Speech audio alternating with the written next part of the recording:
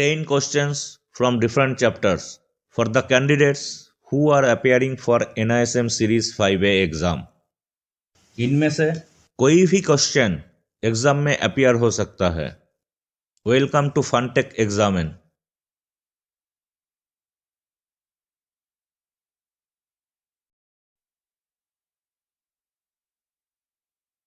Question number 1. Which of the following documents provides the detail of asset allocation pattern of the mutual fund schemes? A. SEBI circular on categorization. B. Scheme information document. C. Annual portfolio report of AMCs. D. Statement of additional information.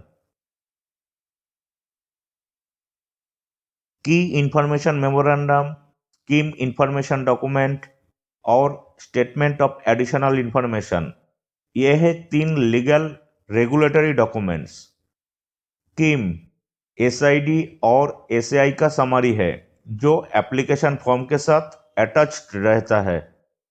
Mutual funds का constitution, sponsors, asset management company, trustees, AMC के की personal और associates जैसे registrars, custodians, bankers, auditors, legal council, उसके साथ सभी financial और legal issues की जानकारी एसएआई में मेंशन किया जाता है। Fund management team details, investment objective और policies, asset allocation pattern, fees, liquidity provisions, risk factors, scheme details जैसे सभी फंडामेंटल एट्रीब्यूट्स एसआईडी में लिखा रहता है। So here the answer shall be option B, SID यानी scheme information document. Question number 2. Which is the provision that SEBI has introduced to protect the investors against potentially very high losses in case of credit events of a debt fund? A. Change of benchmark index. B. Withdrawal of dividend payment. C.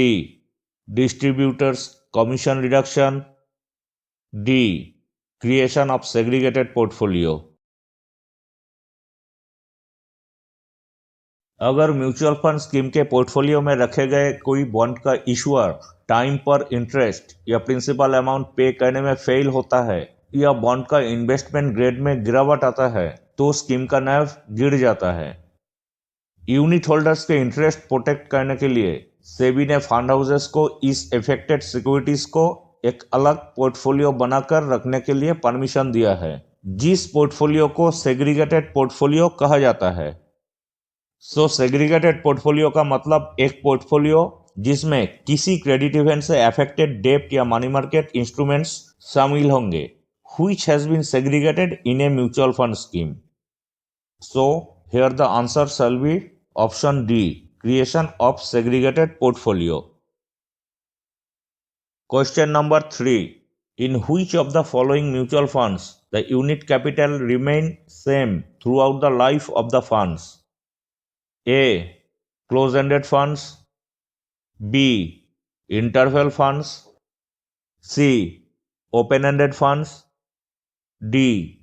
ETFs. किसी scheme की unit capital का मतलब उस scheme के तहत issued units के aggregate face value यानी total numbers of issued units multiplied by the face value of 1 unit.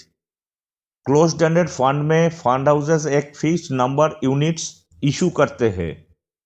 एक बार जब एनएफओ यानी न्यू फंड ऑफर क्लोज हो जाती है तो इन्वेस्टर्स क्लोज एंडेड फंड्स के यूनिट्स को खरीद या सेल नहीं कर सकते हैं और फंड के पूरे लाइफ टाइम में यूनिट्स के साथ साथ यूनिट कैपिटल भी सेम रहता है। तो इस क्वेश्चन का सही answer option A, close ended funds. Question number 4. Which amongst the mutual fund schemes would have real time NAV? A. Open ended funds. B. Interval funds. C. ETFs. D. Close-ended funds. NAV जो हर trading day में stock price की तरह पूरे दिन बदलता रहता है उसे रियल टाइम नैव कहा जाता है। म्यूचुअल फंड की नैव की कैलकुलेशन हर ट्रेडिंग डे पर की जाती है और एमपी एंड म्यूचुअल फंड्स के वेबसाइट पर रात 11 बजे तक डिस्क्लोज की जाती है। अगली कैलकुलेशन तक नैव में कोई चेंज नहीं आता है। दूसरी ओर एक्सचेंज ट्रेडेड फंड्स मतलब ईटीएफ्स एक्सचेंज पर रेगुलर स्टॉक्स की तरह ट्रेड किया जाता है, जबकि अदर म्यूचुअल फंड यूनिट्स का ट्रेडिंग स्टॉक्स जैसे नहीं होता है। ईटीएफ्स का ट्रेडिंग मार्केट आवर्स के दौरान किसी भी टाइम किया जा सकता है, जो इन्वेस्टर्स के लिए लिक्विडिटी और फ्लेक्सिबिलिटी प्रोवाइड करता है। और ईटीएफ्स की ट्रेडिंग रियल टाइम प्राइस यानी रियल टाइम नैव पर किया जाता है। So here the answer will be option C, ETFs यानी exchange traded funds. Question number 5. What is the significance of adopting benchmark in case of mutual funds? A. Performance comparison. B. Future return prediction. C. Commission distribution. D. No real use of benchmark. Mutual fund का performance financial market के उतार चढ़ाव के आधार पर different होता है। Mutual fund industry में benchmark एक रेफरेंस प्लेटफॉर्म है किसी स्कीम की परफॉर्मेंस जज करने के लिए। बेंचमार्क एक परफॉर्मेंस मेजर स्टैंडर्ड के रूप में काम करता है जो डिफरेंट फंड्स के रिटर्न के बीच कंपैरिजन करने में हेल्प करता है, यानी जिससे डिफरेंट स्कीम्स के परफॉर्मेंस कंपेयर किया जा सकता है और इन्वेस्टर्स एक इन्फॉर्म्ड इन्वेस्टमेंट डिसीजन ले सकते हैं। So the right answer of this question is option A, performance comparison. Question number 6. From 1st April 2023, which of the following mutual funds do have indexation benefit in case of long-term capital gain? A. Aggressive hybrid funds. B. Debt funds. C. Balanced hybrid funds. D. Large cap funds. Indexation economy में inflation के level के अनुसार asset की purchase price को adjust करने में help करता है। इंडेक्सेशन इन्फ्लेशन के अनुसार एक्विजिशन कॉस्ट को एडजस्ट करके इन्वेस्टर के टैक्स लायबिलिटीज को कम करता है। 1 अप्रैल 2023 से पहले इक्विटी ओरिएंटेड फंड्स के अलावा दूसरे म्यूचुअल फंड्स में लॉन्ग टर्म कैपिटल गेन के लिए इंडेक्सेशन बेनिफिट एप्लीकेबल था। 1 अप्रैल 2023 से कोई फंड जिसका इक्विटी में एक्सपोजर 35% से 65% के बीच और होल्डिंग पीरियड होगा मोर देन 36 मंथ्स, तो उस फंड के कैपिटल गेन के लिए इंडेक्सेशन बेनिफिट एप्लीकेबल होगा। Balanced hybrid fund total asset का 40% से 60% इक्विटी और इक्विटी रिलेटेड इंस्ट्रूमेंट्स में इन्वेस्ट करता है। So if the holding period is more than 36 months, then balanced hybrid fund से कैपिटल गेन पर इंडेक्सेशन बेनिफिट एप्लीकेबल होगा। तो इस क्वेश्चन का सही आंसर है option C, balanced hybrid funds. Question number 7. Which of the following is the measure of the relative risk in an equity indexed fund compared to its benchmark? A. Portfolio's beta. B. Credit rating. C. Sharpe ratio. D. Tracking error.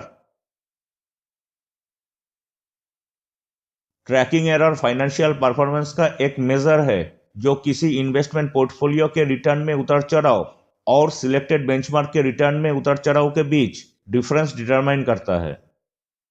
Trekking error को किसी investment portfolio के relative risk कहा जा सकता है when compared to its benchmark.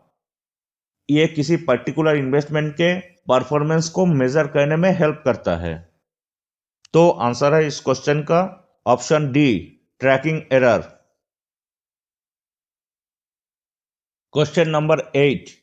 The total expense ratio TER charged to the fund has no impact on the NAV of a mutual fund scheme. ये सही है या गलत? एक फंड हाउस या एसेट मैनेजमेंट कंपनी मतलब AMC एक mutual fund को मैनेज करने के लिए डिफरेंट एक्सपेंसेस और कॉस्ट चार्ज करता है। ये कॉस्ट म्यूचुअल फंड इन्वेस्टर्स को चार्ज किया जाता है एज टोटल एक्सपेंस रेशियो यानी TER। NAV की कैलकुलेशन यूनिट की टोटल वैल्यू से TER को डिडक्ट करके की जाती है, तो ऑब्वियसली TER के लिए रिटर्न पर असर पड़ता है। हाइयर TER का सीधा सा मतलब है lower return. So TER impacts the net asset value means NAV of the investments directly। तो इस क्वेश्चन का सही आंसर है option B, false. Question number 9, in which of the following fund category only one scheme is allowed post SEBI circular on categorisation of mutual fund schemes? A value fund contra fund, B low duration fund short duration fund, C sectoral fund thematic fund, D arbitrage fund equity savings fund. Mutual fund categorisation के तहत सेबी ने fund houses के लिए strict guidelines जारी किए हैं। Hybrid fund के मामले में फंड हाउसेस या तो एग्रेसिव फंड या बैलेंस्ड फंड ऑफर कर सकते हैं। इसी तरह इक्विटी फंड के मामले में फंड हाउसेस अपने इन्वेस्टर्स को या तो कॉन्ट्रा फंड या वैल्यू फंड ऑफर कर सकते हैं, लेकिन दोनों एक साथ ऑफर नहीं कर सकते हैं। सो here the answer will be option A, value fund contra fund. Question number 10, what is the asset allocation percentage in equity and equity related instrument for an aggressive hybrid mutual fund? A between 40% and 60%, B between 35% and 65%, C between 65% and 80%, D between 25% and 75%। यह है asset allocation pattern hybrid funds के लिए। Equity में different hybrid funds के investment percentage हम यहां देख सकते हैं।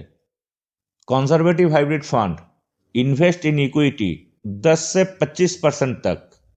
बैलेंस्ड हाइब्रिड फंड इक्विटी में इन्वेस्ट करता है 40 से 60% तक, और एग्रेसिव हाइब्रिड फंड 65 से 80% तक। So here the answer will be option C, between 65% and 80%.